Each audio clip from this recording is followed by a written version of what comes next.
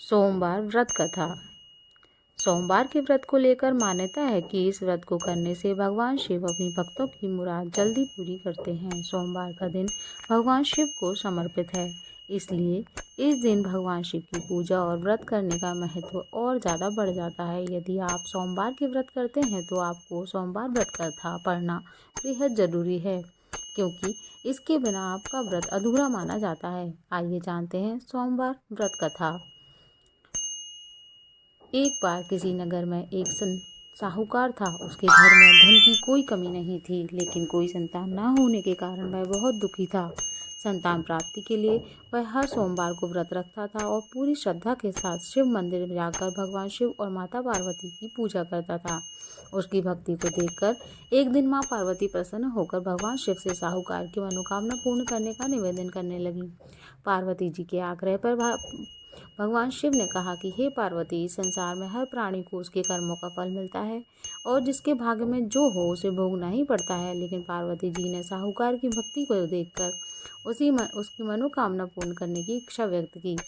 माता पार्वती के आग्रह पर शिव जी ने साहूकार को पुत्र प्राप्ति का वरदान तो दिया, लेकिन उन्होंने बताया कि यह बालक 12 वर्ष तक ही जीवित रहेगा। माता पार्वती और भगवान शिव की बातचीत को साहूकार सुन रहा था, इसलिए उसे ना तो इस बात की खुशी थी और ना ही दुख। वह पहले की भांति शिव जी की पूजा करता रहा। कुछ समय बाद साहूकार की पत्नी ने एक पुत्र को जन्म दिया। जब वह बालक 11 वर्ष का हुआ तो उसे पढ़ने के लिए काशी भेज दिया गया। साहूकार ने पुत्र के मामा को बुलाकर उसे बहुत सारा धन देते हुए कहा कि तुम इस बालक को काशी विद्या प्राप्ति के लिए ले जाओ। तुम लोग रास्ते में यज्ञ कराते जाना और ब्राह्मणों को भोजन कराते जाना। इस दौरान रात में एक नगर पड़ा जहां राजा की कन्या का विवाह था, लेकिन जिस राजकुमार से उसका विवाह होने वाला था वह एक आंख से काना था। राजकुमार के पिता ने अपने पुत्र के काना होने की बात को छुपाने के लिए सोचा, क्यों न उसने साहूकार के पुत्र को दूल्हा बनाकर राजकुमारी से विवाह करा दूं। विवाह के बाद इसको धन देकर विदा कर दूंगा। राजकुमारी को अपने नगर ले जाऊंगा। लड़के को दूल्हे के वस्त्र पहनाकर राजकुमारी से विवाह करा दिया गया। साहूकार का पुत्र ईमानदार था, उसे यह बात अच्छी नहीं लगी और उसने अवसर पाकर राजकुमारी के दुपट्टे पर लिख दिया कि तुम्हारा विवाह तो मेरे साथ हुआ है, लेकिन तुम राजकुमार के संग जाओगी। वह एक आंख से काना है, मैं तो काशी पढ़ने के लिए जा रहा हूँ। तब राजकुमारी की चुन्नी पर लिखी बातें पढ़ी तो उसने अपने माता पिता को बताई। राजा ने अपनी पुत्री को विदा नहीं किया, फिर बारात वापस चली गई। दूसरी ओर साहूकार का लड़का और उसका मामा काशी पहुंचे। वहां जाकर उन्होंने यज्ञ किया। जिस दिन लड़का 12 साल का हुआ उस दिन यज्ञ का आयोजन था। लड़के ने अपने मामा से कहा, मेरी तबीयत कुछ ठीक नहीं लग रही है। मामा ने कहा, तुम अंदर जाकर आराम कर लो। शिव जी के वरदान अनुसार कुछ ही देर में उस बालक की मृत्यु हो गई। मृत भांजे को देख मामा विलाप करने लगे। संयोगवश उसी समय शिव जी और माता पार्वती उधर से जा रहे थे। पार्वती माता ने भोलेनाथ से कहा, हे भोलेनाथ, इसके रोने का स्वर मुझसे सहन नहीं हो रहा है, आप इस व्यक्ति के कष्ट को तुरंत दूर कर दीजिए।